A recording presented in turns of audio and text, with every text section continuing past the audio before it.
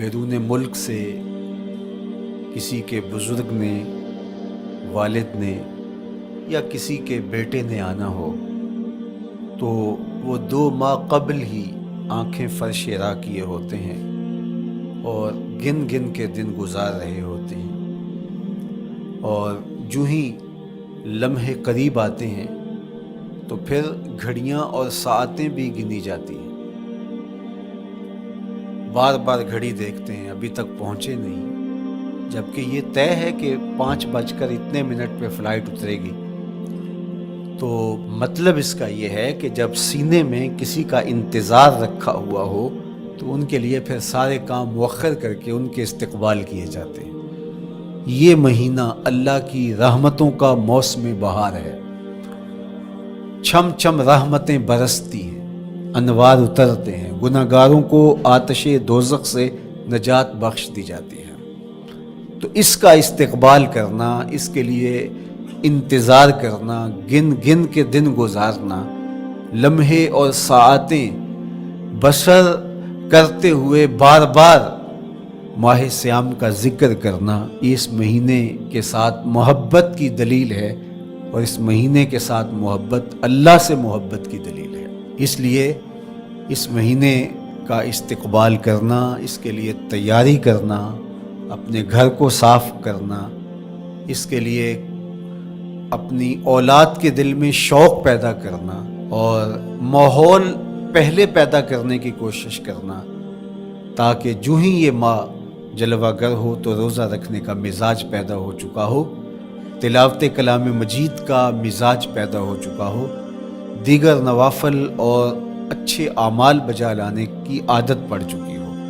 تو شعبان میں ہی اس کی تیاری ہوتی ہے تاکہ رمضان المبارک آتے ہی ہم پوری طرح سے مستعد اور فعال ہو کر کے اس مہینے کی برکتوں کو سمیٹ لیں۔ اللہ کے محبوب علیہ السلام نے ارشاد فرمایا کہ جب ماہ سیام آتا ہے فتحت ابواب الجنہ، تو جنت کے 8 دروازے کھول دیے جاتے ہیں، اور جنت کے 8 دروازوں میں سے ایک دروازے کا نام باب الریان رکھا گیا ہے، جو صرف روزہ داروں کے اعزاز و تکریم کے لیے ہے۔ روزہ دار اس دروازے سے گزر کے جنت جاتے ہیں۔ حضرت سیدنا سلمان فارسی رضی اللہ تعالی عنہ فرماتے ہیں کہ رمضان المبارک سے قبل حضور نے یہ خطبہ ارشاد کیا، یا ایھا الناس، اے لوگو، قد اظلکم شہر عظیم، اللہ نے تمہارے اوپر ایک بہت پاکیزہ، پر نور، عالی مرتبت مہینہ سایہ فگن کر دیا ہے۔ شہر فیہ لیلۃ خیر من الف شہر، اس مہینے میں ایک ایسی رات ہے جو 1000 مہینے سے بہتر ہے۔ جعل اللہ صیامہ فریدہ و قیام لیلۃ تطوع، اس مہینے کے دن کے روزے فرض قرار دیے گئے اور راتوں کا قیام نفل بنایا گیا۔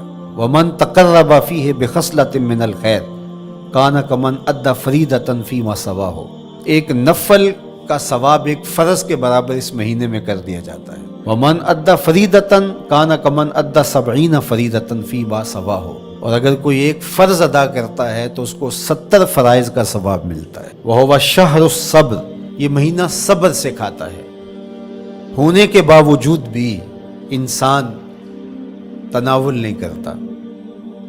ٹھنڈا میٹھا مشروب میسر ہے اور زبان کانٹا بن گئی، حلق خشک ہو گیا، لیکن اس کے باوجود بھی ایک گھونٹ حلق سے نیچے اتارنے کا روادار نہیں ہوتا، تو یہ صبر کی عادت ڈالتا ہے۔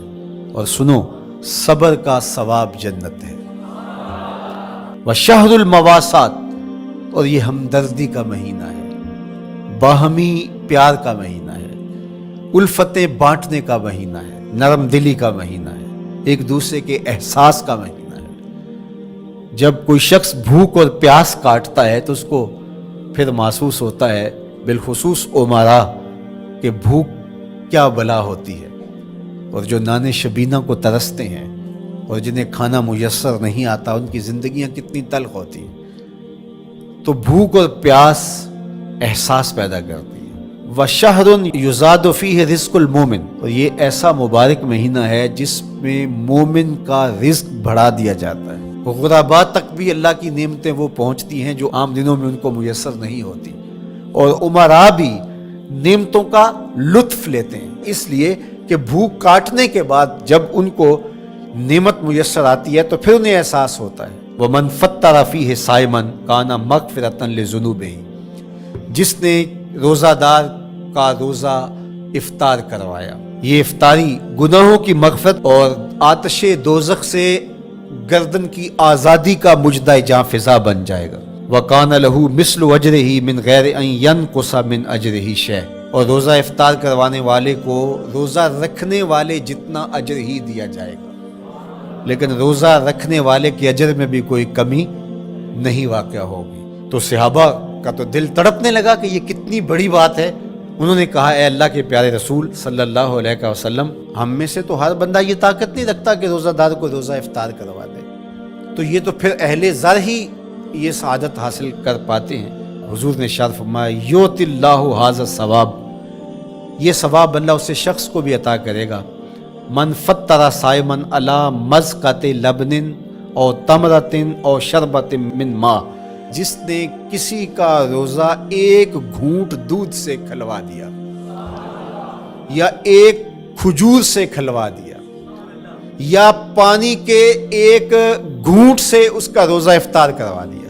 ومن اشبع صائما، اور جس نے صحیح اہتمام کے ساتھ روزے دار کو اچھا کھانا کھلایا، اچھی پرتکلف افطاری دی، سقاہ اللہ من الحوض شربۃ لا یظمأ حتی یدخل الجنہ، اس کو حوض کوثر سے ایسا جام ملے گا 50,000 سال کے دن میں اس کو دوبارہ پیاس نہیں لگے گی، یہاں تک کہ جنت میں چلا جائے گا۔ فرمایا وَهُوَ شَهْرٌ أَوَّلُهُ رَحْمَةٌ، یہ وہ مہینہ ہے جس کے پہلے 10 دن رحمت ہیں، اور اس کا درمیانی عشرہ اوسطہ وہ مغفرت ہے، وآخرہ عتق من النار، اور اس کا آخری عشرہ جو ہے وہ آتش دوزخ سے نجات کا ضامن ہے۔ کہا کہ 4 کام اس مہینے میں کثرت کے ساتھ کرو، وہ 2 خصلتیں، 2 کام جن کے ذریعے سے تم اپنے رب کو راضی کر سکو۔ فشہادۃ اللہ الہ الا اللہ، وہ گواہی دینا ہے لا الہ الا اللہ، وَتَسْتَغْفِرُونَهُ، اور تم کثرت سے استغفار کرو، اللہ سے بخشش مانگو، اللہ سے جنت طلب کرو اور دوزخ سے پناہ مانگو۔ تو یہ کام جو تمہاری ضرورت ہے تم اس مہینے میں کثرت کے ساتھ کرو۔